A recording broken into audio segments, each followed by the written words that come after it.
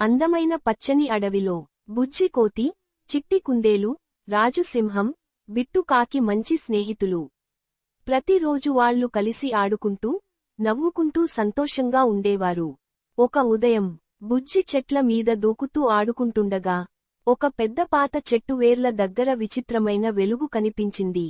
అరే, ఇది ఏమిటి అని ఆశ్చర్యపోయాడు. అతను దగ్గరకు వెళ్లి చూశాడు. అక్కడ ఒక పాత చెక్క పెట్టె ఉంది. బుజ్జి జాగ్రత్తగా పెట్టె తెరిచాడు. అప్పుడే చిన్న చిన్న మెరుపులు బంగారు వెలుగులతో మెరిసే ఒక అద్భుతమైన బ్రష్ బయటకు వచ్చింది. వావ్, ఎంత అందంగా ఉంది అన్నాడు బుజ్జి. అప్పటికే చిట్టి, రాజు, బిట్టు కూడా అక్కడికి వచ్చారు.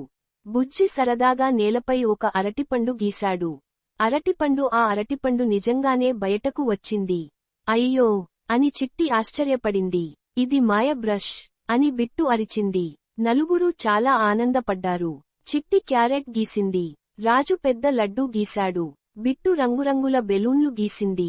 అవి అన్నీ నిజమయ్యాయి. ఆ రోజు అడవి మొత్తం నవ్వులతో నిండిపోయింది. కానీ కొన్ని రోజుల తర్వాత బుజ్జికి గర్వం పెరిగింది. ఈ బ్రష్ నాదే, నేను ఏదైనా చేయగలను అని పొగరుగా మాట్లాడటం మొదలుపెట్టాడు. చిట్టి మెల్లగా చెప్పింది, బుజ్జి, ఈ మాయను మంచికి ఉపయోగించాలి.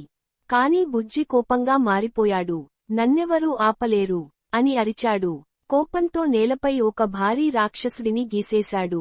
ఒక్కసారిగా మెరుస్తున్న మేఘం నేల కంపించింది. ఆ చిత్రం కదలడం మొదలైంది. అది నిజమైన పెద్ద రంగుల రాక్షసుడిగా మారిపోయింది. రక్షించండి అని జంతువులు పరుగులు తీశాయి.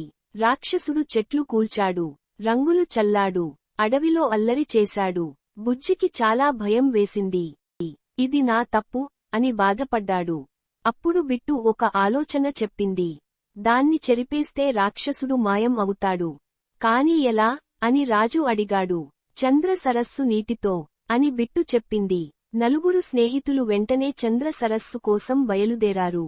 ఎత్తైన కొండలు దాటారు, చీకటి అడవులు దాటారు. చివరికి మెరిసే చంద్ర సరస్సు దగ్గరకు చేరుకున్నారు. బుజ్జి మాయ బ్రష్ను సరస్సు నీటిలో ముంచాడు. తర్వాత రాక్షసుడి దగ్గరకు పరుగెత్తాడు. ధైర్యంగా బ్రష్ ఊపాడు. చిన్న చిన్న మెరుపులు వెంటనే రాక్షసుడు రంగుల పొగలా మాయమవడం మొదలుపెట్టాడు. కొద్దిసేపట్లో రాక్షసుడు పూర్తిగా మాయమయ్యాడు. అడవి మళ్లీ ప్రశాంతంగా మారింది. బుజ్జి తన స్నేహితుల వైపు చూసి అన్నాడు, నాకు అర్థమైంది. శక్తి ఉంటే జాగ్రత్తగా ఉపయోగించాలి. చిట్టి నవ్వింది. రాజు గర్వంగా తల ఊపాడు. బిట్టు ఆకాశంలో చక్కర్లు కొట్టింది. ఆ రోజు నుంచి బుజ్జి మాయ బ్రష్ను అందరికీ సహాయం చేయడానికి మాత్రమే ఉపయోగించాడు. మెరిసే నక్షత్రం నీతి, కోపంలో చేసిన పని ప్రమాదం తెస్తుంది. శక్తిని మంచి కోసం ఉపయోగించాలి.